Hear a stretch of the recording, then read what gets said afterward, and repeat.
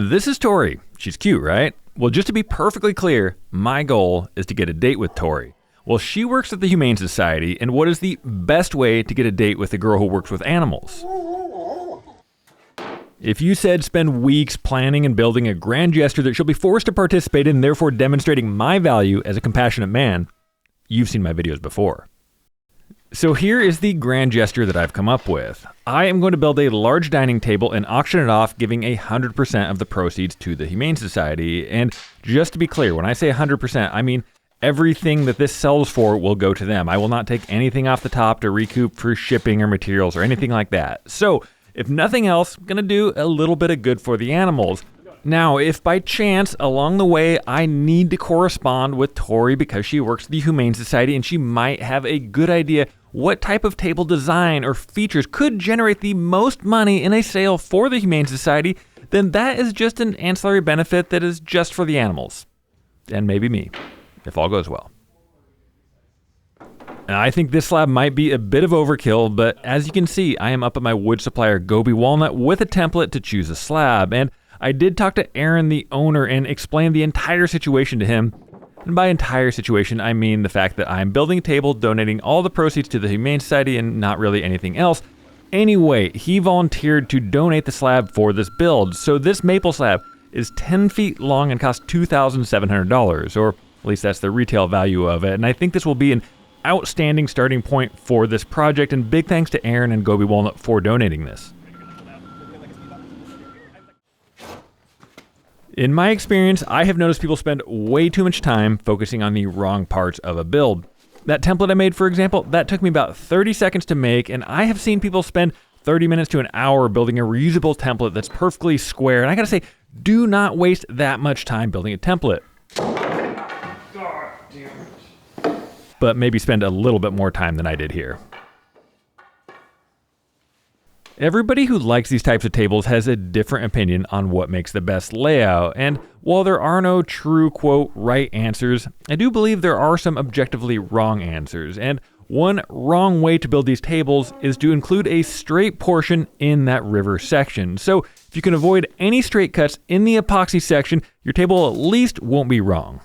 So we have the first layout, or this one, we could basically from the tape measures kind of act like a straight edge. Lop that off and drop that in there. And then use that corner down there. This was plan B. Initially I wanted to do the other layout. Do you know who has really good design sense? Tori has good design sense. Does she actually have good design sense? She is very put together. Of course she knows furniture design, presumably. I'll message Tori.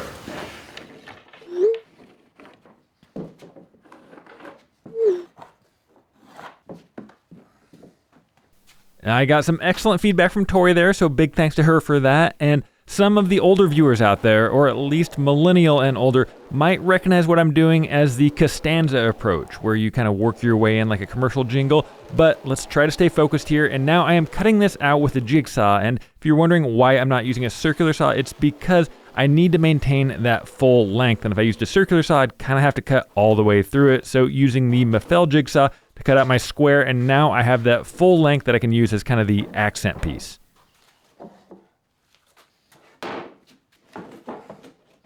Way back in the day, back before I was just giving furniture away for suspect reasons or ulterior motives, I was just a guy trying to scrape together kind of a little bit of a side hustle by selling furniture out of my garage. And I'd like to think, though, that I was pretty decent at it, all things considered, that I didn't really have any experience. But I'm also willing to acknowledge that I think things were a little bit easier back in the day because, I don't know, maybe 8 to 10 years ago, you could make something, post it on Etsy, and there was a pretty good chance that someone would see it and buy it. And to prove this, I actually did a video, I don't know, maybe 3 years ago, I'll link it in the description, where I wanted to build 2 tables over the course of a weekend, and these were end tables, and see if I could sell them for $1,000 profit. So I did this, I didn't use any of my social media, I didn't share any pictures of the process before they actually sold. I made an alias Etsy page, and I put them up, and I think it was like 5 days or 8 days, and I ended up selling them for $1,200.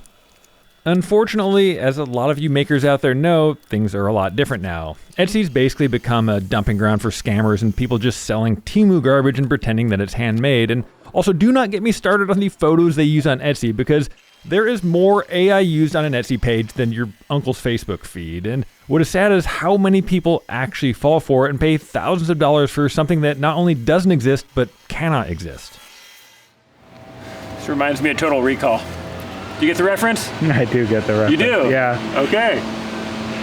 Sorry, got a little distracted there. Anyway, back to the Etsy problem. You might be wondering, what do I recommend people do now that Etsy's a dumpster fire and not everybody can lean on a social media platform to generate sales? Well, I have actually been working with the development team for a couple of years now to create a solution to this problem. And the solution is a new platform that puts real makers in contact with real customers, MakerBook.io. MakerBook is a website that actually vets its makers to ensure what they're selling is what they have personally made, not Temu, AI, or showcasing someone else's work. That way, customers can trust the platform and makers aren't competing with massive factories in Turkey that are pretending to be local handmade shops. It's probably worth mentioning that we are not accepting everybody who applies, though. But again, this will help both the makers and the customers who are on the platform. So if you want to submit your application, there is a code on screen you can scan or a link in the description. Right now, we are limiting MakerBook to woodworking, and that may expand eventually, though. But if you are a customer looking for custom furniture or other woodworking, check out MakerBook.io. If you look in the upper left-hand corner of this shot, you'll see 3 tables sitting in a rack that have been sitting there for quite a while now, and those are the tables that are left over from my $30,000 mistake video series. And if you followed me for a while, you might remember what happened there. If you haven't, basically what happened was I had 3 tables that were commissioned for $30,000. I got almost all the way done and realized that I'd screwed up and I'd bought wood that was not completely dry, so I couldn't give them to the customer.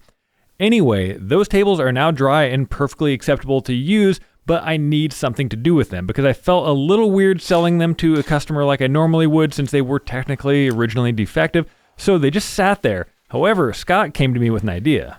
Scott is far too modest to share what I'm about to share, but we were just talking off camera and he asked what I was going to do with the 3 tables from the $30,000 disaster video series, which are basically done and ready to finish right now. And I was like, still don't have a plan. And he's like, well, we should add those to this charity auction. And I actually love that idea because I feel a little weird selling them to a customer. And I told him, I was like, I just don't have time to finish 3 more tables in addition to this one. And I think this was his intention all along. He's like, well, I can finish it on my own time. And I was like the weekends? And he's like, yeah, that's what I mean. So Scott is actually gonna take on those 3 tables because he's quite the accomplished woodworker now and do it on his own time. So even Scott is chipping in to this charity auction. And I think this is gonna be a really cool bonus because those 3 tables are freaking nice. Hence the fact that they were almost sold for $30,000. So how'd you it up? I was doing a quick test fit on these pieces before we brought it over to the other shop to do the pour, and it doesn't fit. Scott said that we should document this process because it's interesting. I don't think it's interesting at all. To answer your question, not positive. I think I might have forgot to add the width of these sides to my form. Oh. Because you add 1.5 inches to that, and I'm about 1.5 inches off. The reason why this matters is all the wood is sealed, the mold is built and perfectly sealed, so any solution we have puts us like at least a day behind. And I wanted to do this today. But yeah, while we're recording it, you might as well get some close-ups of how far off we are, because sometimes I'll be off by like 1/4 inch, but this is off 1.5 inches-ish. Okay. It's also too long. Thank you, Scott. You're welcome. The nice thing about building something for the animals and not a regular customer is that if I screw up and the table ends up a little bit smaller, it's fine. They don't complain. That said, I do always, no matter whether it's for the animals or customer, build these tables slightly oversized at this point of the build, just in case something happens, because something often happens. So this table will still be the finished desired size that I started out. I'll just have a little bit of less room to work with later on. There are a couple different ways to approach sealing your edges if you're going to try one of these epoxy tables. Because I'm going to be doing black epoxy and this maple had a few kind of softer, punky areas, you have to be really careful for that epoxy staining the wood. So I actually did like 3 coats of the Total Boat High Performance epoxy all over the edges and the top and the bottom even. What's really important if you decide to do this is that you come back and you scuff your edges up, which is what I was doing there. You just want to scuff them up, that way you get a good epoxy bond. The other way to do this is you basically do that same deep pour epoxy, you kind of slather it on there, wait about 12 hours till it's starting to set up, and then do your deep pour epoxy. And I have kind of outlined that in some other videos if you're interested.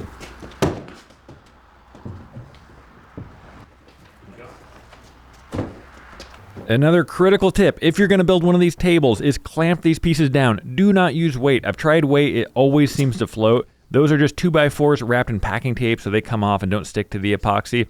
Another good tip, something I just started doing, is I wrapped the epoxy in the heated blankets. It is so much easier to mix if it's just a little bit warm or a lot warm. I wouldn't go much above like 85 degrees Fahrenheit or so, but this will make your mixing so much better because this shop is freaking freezing right now. I don't have heat in there. I will have heat in there, but not yet. The most common table that I make is walnut with black epoxy, and I know that looks great, but this is maple. It's a much lighter wood. I still decided to go with that black resin though, and this was not a rash decision. This is something I gave a ton of thought to and even consulted with the foremost design expert that I could think of. So did Tori approve of the black? Tori did approve of the black. Good. I don't know. Blacktail classic. I kind of convinced her that'd be the best for the animals to like get the most money. So I don't know that was her favorite color. For the animals. Yeah. This kind of seems just like a big ploy to get a date. Kind of. This is explicitly what this is. What if you do all this and she still doesn't go out? Does Tom Brady sit there worrying at practice about what if I don't win the Super Bowl? Is he like, what if all these reps are for nothing? Probably. Then we won't use any of this voiceover or any of this on-camera stuff. What if this table springs a big leak and the whole project's ruined? Could happen. You did have me do the caulking on the edge. Shit. So it's possible that. Exactly. Why do you think she's not interested? Don't want to get your hopes up. Boy, it's not like I need a win these days. Everything's been coming up, Cam. Look at your nice new shop. Not bad, right? More Total Boat. On sale at blacktailstudio.com. And I tell you that Total Boat is paying to ship these everywhere. No. So what do you do? I just put it together. Gobi gave the wood, Total Boat gave the epoxy, and is paying to ship these anywhere in the lower 48. Flowy Lime's giving the base. Everybody's coming together for the animals. And a date. Everybody's coming together for a common cause. I don't feel like I should have to clarify this, but I might as well get it out of the way just in case a couple dozen or 75 people end up commenting and asking. Over on my Blacktail Ranch channel, if you follow that, I told a story recently about a very interesting Tinder date I had, and just to be perfectly clear, Tori and I did not meet on Tinder. That is somebody completely different, just to be clear. All right, here are the 3 tables from that $30,000 package that I ended up replacing with 3 different tables. To catch you up, if you didn't see that video, basically it's actually from like a fungus. There's streaks of trapped moisture. And the reason why I couldn't use those is because this table would continue to dry out. And if I just sent them off as it was, there would be low spots that would just look terrible. You'd get little cracks. So I gave these back to Gobi. They dried them low, slow, over like a year and a half, I think, maybe even 2 years. And they checked the moisture a bunch of places. I'll show you that. I'm also going to make sure the moisture content is perfect. There are a couple of defects that I'll show you. Did get a couple small hairline cracks in the epoxy. I want to give everybody kind of an up close look at that. But first, check the moisture. So first thing I want to point out is there's a bunch of these little vampire marks all over the table. And normally the wood supplier Gobi will do a couple of these per slab. but they really wanted to make sure these were dry, so there's a few more than usual. This is on the underside of the slab, luckily. So I'll come, and I'm pretty confident they're gonna be dry this time, but we're gonna double check. This is a Wagner pinless moisture meter, so this does it without the pins, without those vampire marks. Double check my species. And right now it's showing 9.0, 9.1. People always ask me what it's supposed to be. For Western Oregon, around like 8 to 12 is fine. Even if you have a little pocket that's like 14, it's okay. What you don't want is 30, which is what it was before. And I'm just gonna take a minute and check all these slabs all over with this Wagner Orion. I don't wanna sound like I'm beating a dead horse because I talk about these moisture meters a lot, but I've had multiple projects, multiple disasters that could have been prevented if I had just checked the moisture content of the wood before bringing it home. And your wood supplier should have one of these. This Wagner Orion, it's an investment, it's like 500 some bucks, but it checks down into the wood, it doesn't put holes in your wood, and could have prevented, well, it could have prevented a couple of my best videos. Yeah. Yeah, the videos do really well because disasters make compelling content. I don't know what I'm gonna do, and I feel like I might actually puke. I feel good about the moisture content of this wood at least. So if you want to be, or if you are an aspiring YouTuber, woodworker, and you wanna make videos with a lot of drama, do not get a moisture meter. If you just wanna have a good project, probably get a moisture meter. If you don't wanna buy one, again, ask your wood supplier. A good one should have it. Especially check those Facebook Marketplace, Craigslist type of slabs. Everything look good? Yeah, there are some cracks in the epoxy, like I mentioned. We'll show those, we'll patch them, and we'll see how much of a scratch and dent this is. An epoxy table should never crack. This is not normal resin table behavior, and that's why I want to be as upfront as possible when I'm showing you guys these defects, because I am going to patch it. You'll barely be able to notice it, but I'm auctioning these off, and even though it's for charity, this is still going to be somebody's dining table in their house. The reason why these tables cracked, there's actually a couple of reasons. One is that because that wood was still wet, it was actually slightly larger, and as it dried out, it got smaller, and it took that epoxy with it to the point where eventually something had to give, and we got some small hairline cracks in that epoxy. And normally epoxy has a little bit of give to it that it'll flex seasonally, and it can move with the wood just fine. This was just an excess amount, so it wasn't able to move that much. Another reason is it was in a kiln up to like 180 degrees Fahrenheit, so that put additional stress on it. But again, we're gonna fix it. It's gonna be almost perfect. This is why we don't normally heat epoxy up. It's reacting and gonna melt through this cup in a second. See what we can use up. Nope, nope. Pretty clumpy. It's a little snotty. If it wasn't clear, the reason why I heated that epoxy up is to reduce the viscosity so that it would really flow down into those hairline cracks. The problem is when you do that, you only have about 2 minutes or so to work with it in that cup, and that's why we got that reaction. You might notice that the table looks a little different from when I left it, and that's because it sat in that other workshop for a couple of weeks, and I ended up using it as kind of a painting table. I bought these big cantilever racks and I needed to spray paint them, so I just used the table and spray painted it right on there. So table won't look like it's flat black eventually, but right now, yeah, a little bit of paint on there.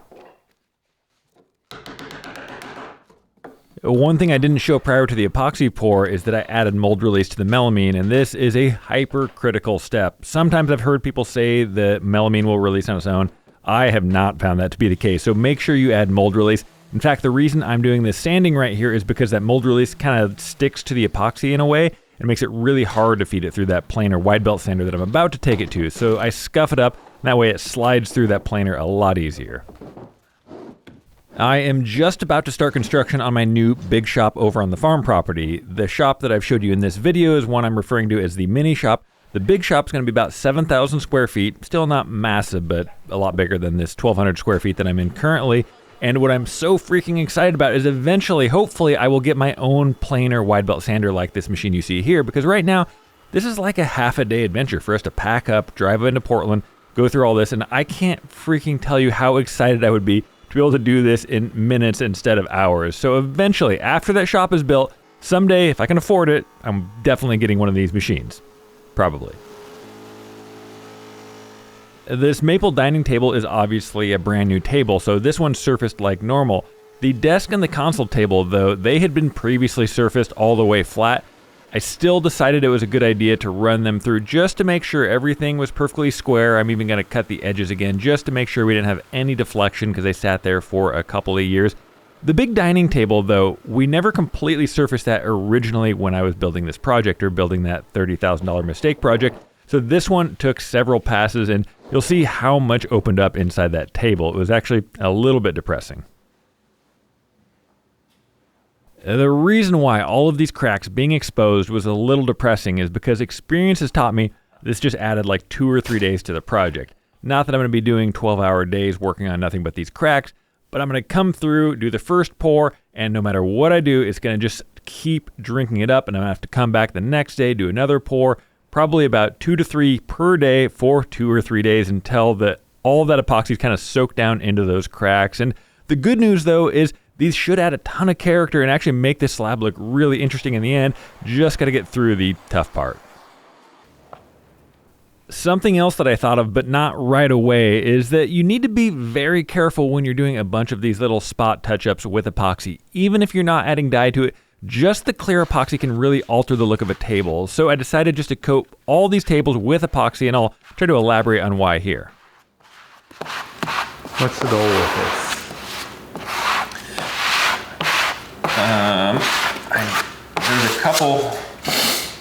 There's a couple punky, kind of soft, rotted spots.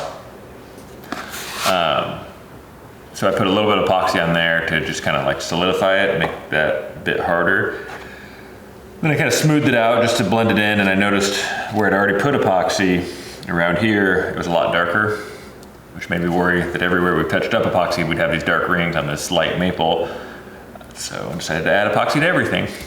So it'll harden up a lot of the areas that are kind of that medium soft. Might even add a little contrast to some of the curl, and it will safeguard us against making patchy, stained looking pieces.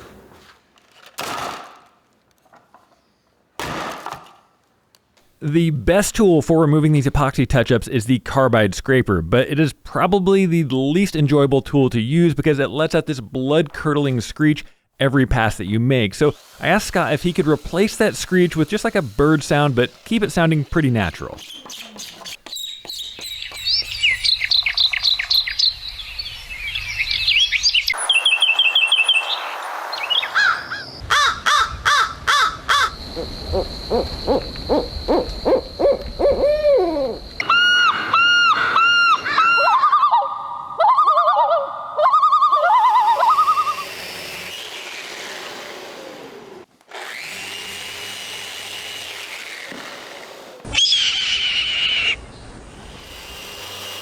So Scott completely surprised me with that edit and got a genuine laugh out loud from me. So if he also got a laugh out of you, and up to this point you haven't wanted to subscribe just because I haven't brought enough to the table, I totally understand that. But if you want to get more content like this from Scott, then we would both really appreciate it if you hit that subscribe button, because just because you don't like the quarterback doesn't mean you don't like the team. Either way, we would appreciate it, and kudos to Scott for that excellent edit. Unfortunately, this here wasn't a big surprise. I knew once we cut into this maple again, I would expose more of that soft, kind of rotted, punky wood. It's not a terribly difficult fix, you just gotta add more epoxy, which is basically my answer to everything. Just like everything, adds more time to the project.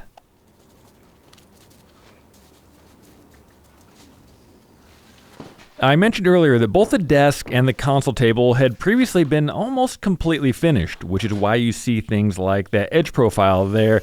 However, since this has gone through a kiln for a couple of years and I ran it through the planer, I want to make sure all the edges are 90 degrees to each other and just kind of start fresh. So the table's going to get about 1/4 of an inch smaller, and I'm even going to run a new router bead around the perimeter just to make sure everything is symmetrical, everything is basically like a brand new table should be. If you are interested in putting a bid on one of these tables, or more likely you're interested to see how cheap they end up selling for and laugh at me, They are going to be auctioned off on that new website that I told you that I'm starting, MakerBook.io. So I'll put a link on the screen now. We're going to do it in stages, I believe. I think we're going to auction off the maple one first, make sure there's no bugs, and then the other 3 tables will be auctioned off following that. But all that information will be on that MakerBook.io link. There should be a code on screen now, or at least a link in the video description. Oh, also, had a bit of a development with the main plot of this story, and I guess I'll just let me explain it here. So tell me if you think we should talk about this on camera or not. We are on camera. I was planning on burying the lead. I thought it would be high suspense if we didn't say that I'd got a date or didn't get a date until after the auction, or at the end of the video at least. But I'm going out with Tori this weekend. Oh, nice. It is nice. Does that ruin the narrative of the story? Do we still finish the tables? Do you want to have more dates with Tori in the future? It's fair. Okay, so we do finish the tables. And we'll just play dumb the rest of the video and act like it's like high suspense? Yeah. I guess I don't know that she likes me. She agreed to a date. She does like me. Yeah. What's not to like? Right? There we go. This is about your annual rate, isn't it? All right, I'm good with that. I did think the story would actually be better if I didn't go out with Tori till after the video was out or after the auction, but my journalistic integrity took over. So yes, I do have a date with Tori, but despite what Scott says, there is no guarantee that she likes me. So I'll try to give you guys some updates on that, but for now, we'll actually try to build some furniture.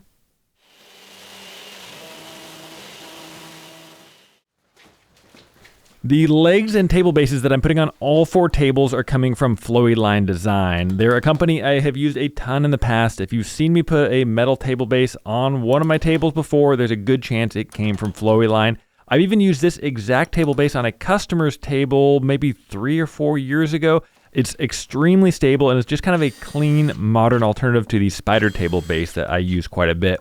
I did reach out to Alex, the owner of Flowy Line, and explained I am auctioning these off. These are for a great cause. All the money's going to the Humane Society, and I didn't really mention any other motives I had for building these tables, but he did volunteer to donate all of them. So thanks to Alex over at Flowy Line for providing all these table bases for the dogs and nothing else. Another bonus to building things that aren't for a predetermined customer is I get to experiment a little bit. This is a router bit that I bought like 2 or 3 years ago and just never really had the guts to use on a table, but I tried it on a small sample piece and thought it was pretty cool, so we are going all in, and I'm doing this brand new edge profile on this big maple table, and spoiler, it turns out freaking awesome, and this is one of my new favorite edge profiles.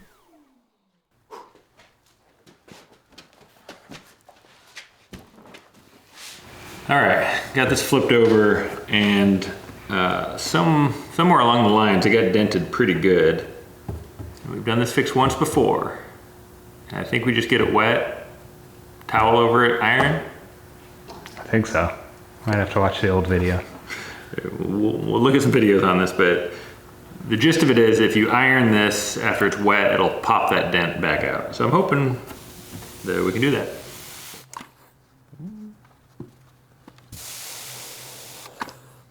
Is it good? Pretty good. There's a little bit of a low spot there, but let's see if we can get it out.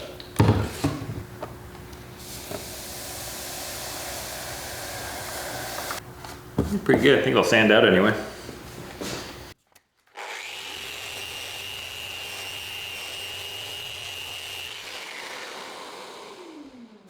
Crisis averted. We are such good woodworkers.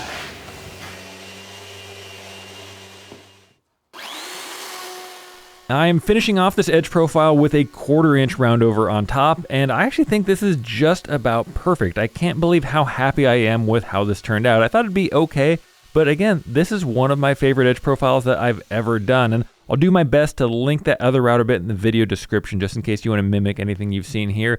It did expose more of that kind of softer rotted wood, so I have to go back again and harden everything up with epoxy, but again, that was pretty well expected.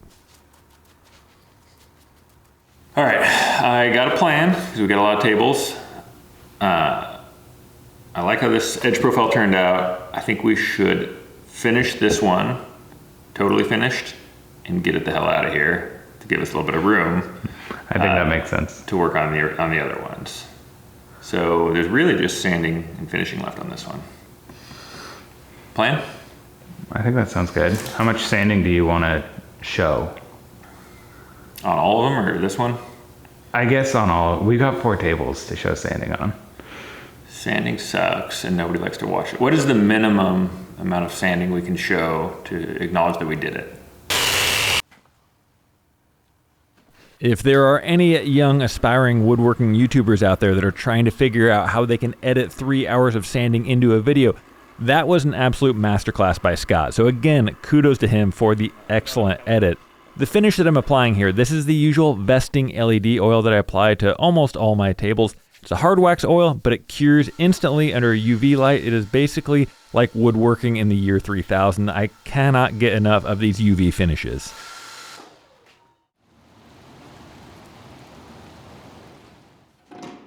Earlier, when I messed up that maple table and I ended up having to cut a couple inches off of it, and I mentioned that I generally build these tables oversized to compensate for any potential mistakes, here's proof that I wasn't just lying right then, because this table, I didn't really have any mistakes, and I just ended up cutting off that 2 or 3 extra inches, and this is the final width of the table. I also cut a little bit off the ends because I don't just mess up widthwise, I can also mess up on the length. There was one, I don't know if I want to call it a problem, but it was just kind of an inconvenience. A bunch of cracks opened up on the end, and the only real way to fill those was to stand it up on its end and spend another day just dripping epoxy into these cracks.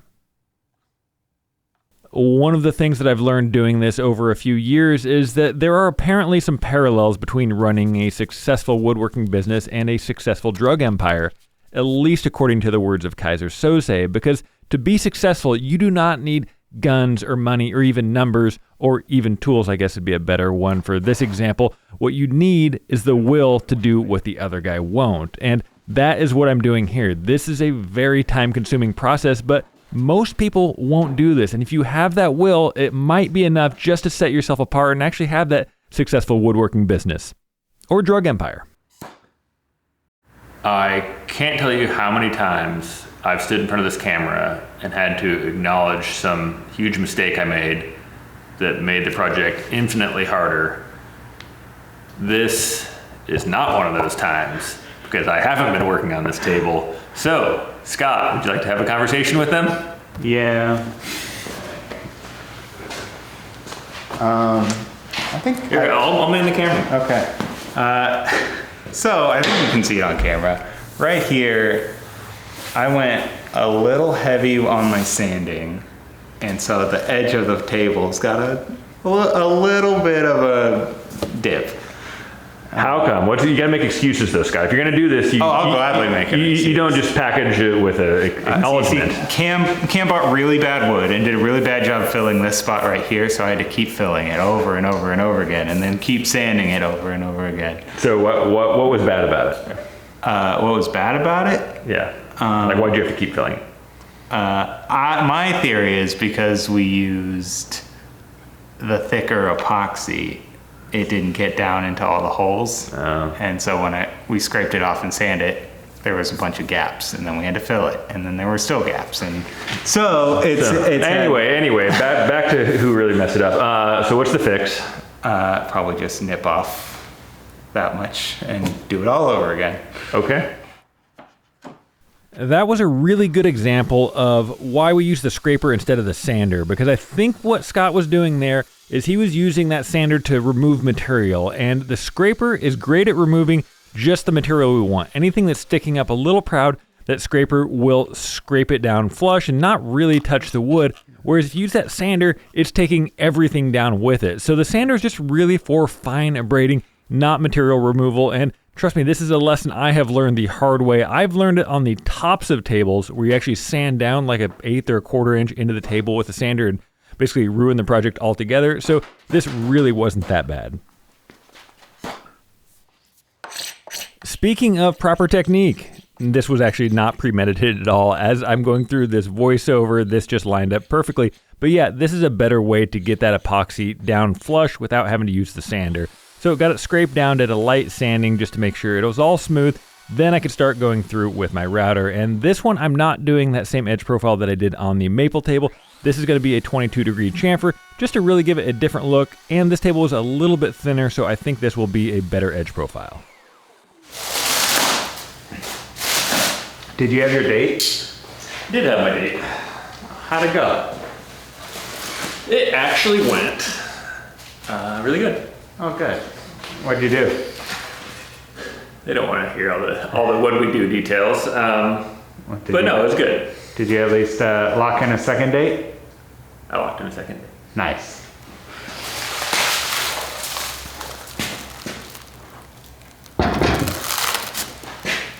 One quick note. If you are tired of hearing me tell a story about attempting to exploit a nonprofit just in order to date some girl, I actually don't believe you, because we are 35 minutes into this video, so you are locked in, but here is some more woodworking. This is a problem, or a potential problem, that I've had before. I'm not going to make the same mistake here, and I'll show you how you can avoid the same mistake. Basically, this threaded insert went into the epoxy, which is okay for the most part. But the problem is with these bright, shiny threaded inserts, you put them in there and you won't even realize it when you're sanding. You won't realize it till you get the finish on there, that just below the surface, you see this, what looks like a little fishing lure, just kind of flickering under there because it's so shiny. So what I'm gonna do is I'm actually gonna either cover this with a little bit of black tape or black epoxy on the very end of it. And when I say black epoxy, it would have to be really, really pigmented. And that'll prevent you from being able to see this threaded insert from the top of the table when you get that finish on. You've probably heard the expression, there's no such thing as a free puppy, and that is exactly how I feel about these 3, quote, free extra tables. Because initially I'm like, yeah, we got these 3 extra ones and Scott can finish him on his free time, but Scott only has so much free time and they still need to go out there. So these turned into one of those puppies that I spent so much freaking time with, and I was really, really regretting taking these 3 extra tables on in addition to that one, because there is so much work that needs to go into it, because I do still need to film some of the process. And Scott has been doing great. He volunteered a bunch of his free time, so I do thank him for that. But just the sanding and finishing and all of the tiny little imperfections that keep coming up. And eventually I thought I was almost finished, and then another thing came up. All right, I'm filming this without Scott because I'm suspicious of him right now. I got all the way through sanding this and I found this big chip here. It's not like a small little dent. And on the desk, I didn't show this on video because I thought I was just being dumb. I missed something about the same size right when I was almost done with it, and I had to fill that in, wait a couple days after the epoxy cured. And I'm worried Scott is sabotaging these desks or tables. I don't know if he's against me or the animals, but I don't see how I could have missed that. Even the roundover would have went into that indent. I don't know what's happening. These tables are never gonna get done. For the record, it's not Scott. He's just editing. But it is weird, right? Maybe just Scott. All right, Scott is maintaining his innocence. He says he's not sabotaging these Humane Society tables. I can't think of what else could have happened. It certainly wasn't me recklessly flipping it over by myself. But I got my eye on him. Anyway, I'm gonna show Scott and you my new favorite trick. I did this on one of the cracks, but I didn't show how I did it. The problem is when you fill these big cracks, it's nice to have a thick filler because I don't want to have to stand this on its end because then I'll crack another piece of it. So you don't want that epoxy to drip down. In the past, I've used a thick silica filler, but it leaves tons of these little bubbles in there. My new experimental method works perfectly. I'll show you how to do it. I'm a little embarrassed it took me until now to figure this trick out because it works perfectly. Basically, I mixed up a tiny amount of epoxy, and now I'm just gonna keep adding activated charcoal until it reaches a thick, syrupy kind of tree pitch consistency, just thick enough that it won't drip down the side so that gravity will just hold it there, or that I guess gravity won't affect it. And you can see there, looks pretty good, and that took me, I don't know, maybe 30 seconds to mix it up.